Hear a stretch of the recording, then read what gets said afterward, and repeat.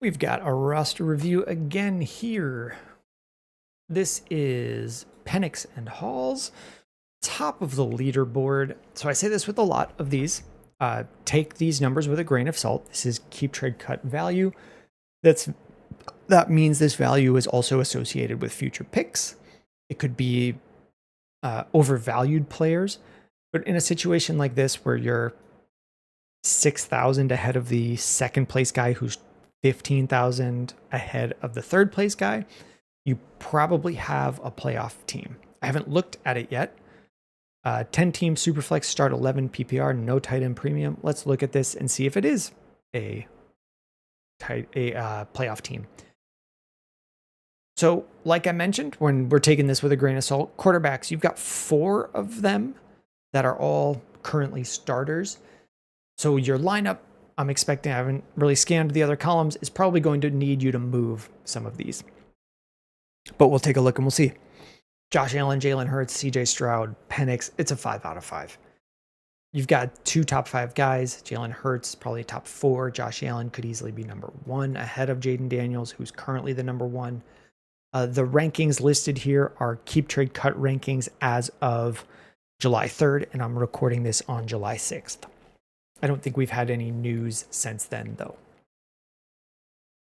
So we'll talk about this in future moves, but we probably got to move a quarterback. You know that. I know that. 10-team Superflex, you don't need 4 of them. Running backs, Hampton, Josh Jacobs, Ken Walker, Joe Mixon. Probably a really solid 4. Omarion Hampton is listed as RB5. A lot of that is just based on future value. We don't know that production will be RB5 this year. But we also have the inverse of that situation where Josh Jacobs is RB14 on keep trade cut, but he's likely going to heavily outproduce that. And this 14 is just based on his age. So I'm going to kind of wash those out and say you have 2 really good running back options. I really like Ken Walker. Joe Mixon is a great option to buy for a contending team, which yours looks like. And then you have some dart throws that could all become nothing. I don't know. Really good running backs. Wide receivers, Justin Jefferson, Malik Neighbors, JSN, A.J. Brown, Jamison Williams, Rashid Shaheed. This is probably a 5. Yeah, I mean, you have wide receiver 2, 3. I agree with these rankings. JSN, really, really good. A.J. Brown, I really, really like. Jamison Williams, whoops, didn't mean to click on that. Jamison Williams is probably a player that I'm selling, even on a team like this. Tight ends, Dalton Kincaid, Theo Johnson, Eric All. This is where you're missing stuff. Dalton Kincaid is listed as tight end 10. I think he's only produced as a tight end 1 once. So like I was saying, where some of this value is just misplaced value, that's Dalton Kincaid. I don't know that he's ever going to heavily outproduce and give you tight end 1 numbers. There's no tight end premium in this league. It's just PPR. I don't know that he is a main receiving option on this team. Anytime you hear fantasy analysts saying this tight end was drafted to be a big slot wide receiver, no, he's not. No, he's not. There are plenty of coaches who just say that they're not even going to throw to a tight end. I'm thinking of Bruce Arians when Gronk joined the Buccaneers. Like, there was a quote of just saying, like, wide receivers are for catching, tight ends are for blocking. Fantasy analysts don't really ever hear that and connect the two when they say, oh, he's a big slot. Like, there's coaches that just say, no, he's not. And Dalton Kincaid has not been a big slot. He just hasn't been a big fantasy relevant piece. I've spent a lot of time talking about him. I don't think he matters that much for your team. Future value, you've got an extra 4th next year. That doesn't really matter. But you have your picks and an extra 3rd. I think you've got enough here that you can start spending 26 firsts to go all in for this year. This team looks really solid. Let's talk about some moves you can make to help lock up the championship.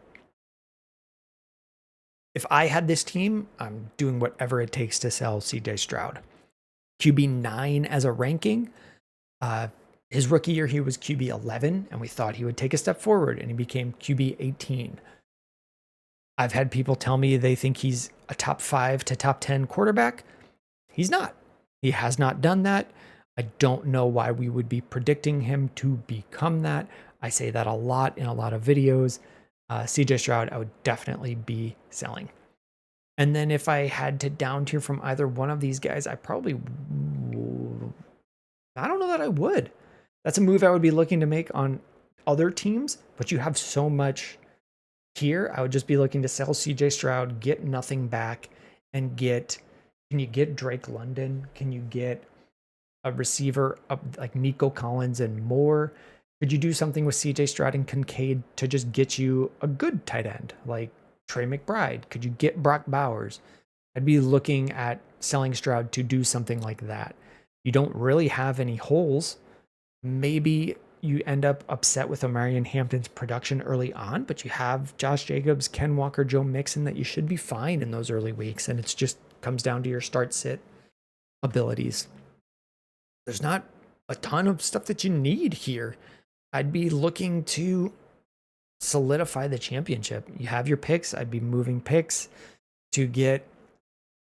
I didn't mention Jameson Williams. If I could move Jameson Williams on a first and come away with Drake London, Nico Collins, Marv, anyone in that top 12 or higher range, I would definitely be doing that. Jameson Williams, the same way I've talked about CJ Stroud, I've said this stuff a lot about Jameson Williams. He's listed as RB or wide receiver 22 on Keep Trade Cut. That's ahead of guys like Jordan Addison. Not significantly ahead of Jordan Addison, but there's no reason he should be ranked ahead of Jordan Addison. He's older than Jordan Addison. In Jordan Addison's first 2 years, he's outproduced anything Jameson Williams has ever done. I don't know why we would be predicting Jameson Williams to pass him up. They're both wide receiver 2s on their offense.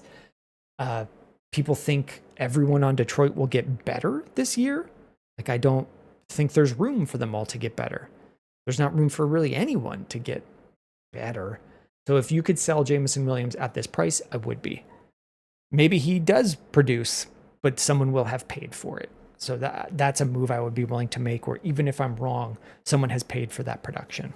And I just have that production. I just have that value somewhere else, and you mitigate downside. If you could move Wandale for anything, like I don't know why he would still be on this team. If you could get any value for any of these guys, I would just be looking to grab thirds and then using that to tier up even more. All of these guys here, I'm not looking to have dart throws that never make the lineup on a team this good. I'd be looking to just keep tiering up. It's 10 teams start 11. So that's very similar to the amount of players that you'd be starting in 12 teams start 10. And I think you have enough to fill out a monster lineup. It's a really, really good team compared to, you've got one other guy here that is also contending with you. And then the next guy probably also going to be contending, but after that it starts to fall off in terms of teams that have the upside that you guys do. Like, other than Stroud, I don't know that this value is really fake. You're just in a really good spot. I'd be going for it this year. If you have any questions or trades you want looked at, you can submit questions in the YouTube comments, trades through the website, and I'll get back to you within the day usually. Thanks a lot for submitting this.